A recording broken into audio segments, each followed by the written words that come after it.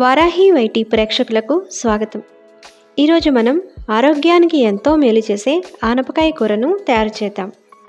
ఆనపకాయ కూర తయారు చేసుకోవడానికి కావలసిన వస్తువులు: ఆనపకాయ ముక్కలు, కందిపప్పు, నూనె,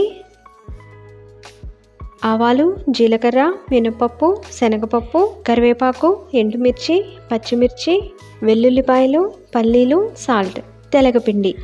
ముందుగా ఏం చేయాలంటే కందిపప్పును శుభ్రంగా కడుక్కుని సరిపడా నీళ్లు పోసుకుని కుక్కర్లో పెట్టుకోవాలి. గిన్నె పైన మూత పెట్టుకుని మూత మీద తరిగి ఉంచుకున్న ఆనపకాయ ముక్కలను కూడా పెట్టుకోవాలి. కుక్కర్ మూత పెట్టుకుని 3 విజిల్స్ వచ్చే వరకు కుక్ చేసుకోవాలి.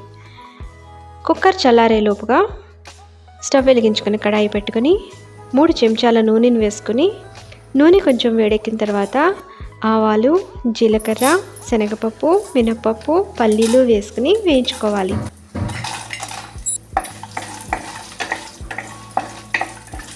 దినుసులన్నీ వేగిన తర్వాత ఒలిచి ఉంచుకున్న వెల్లుల్లి రెబ్బలను వేసుకోవాలి.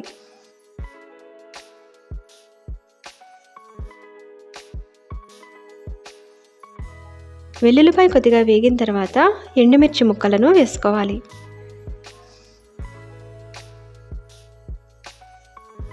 ఎండుమిర్చి వేగిన తర్వాత పచ్చిమిరపకాయ ముక్కలు, కరివేపాకు వేసుకోవాలి.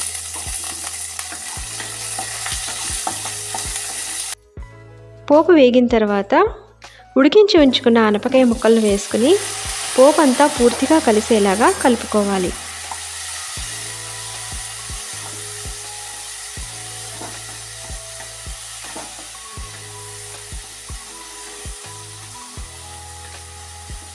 తర్వాత ఉడికించి ఉంచుకున్న కందిపప్పును కూడా వేసుకుని కలుపుకోవాలి.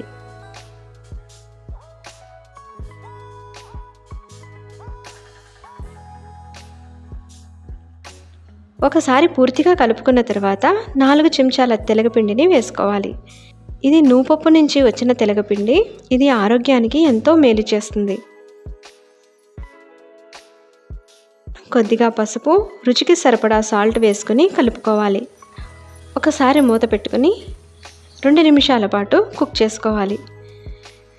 2 నిమిషాలు అయిన తర్వాత ఒకసారి మొత్తం కలుపుకొని సర్వింగ్ డిష్లోకి తీసేసుకుంటే ఆనపకాయ తెలగపిండి కూర సర్వింగ్కి రెడీగా ఉంటుంది. ఈ కూర అన్నంలోకి, చపాతీలోకి కూడా చాలా బాగుంటుంది. ఆరోగ్యానికి కూడా ఎంతో మంచిది. ఈ రెసిపీని మీరందరూ తప్పకుండా ట్రై చేయండి. మరొక మంచి రెసిపీతో మళ్ళీ కలుద్దాం. నమస్కారం.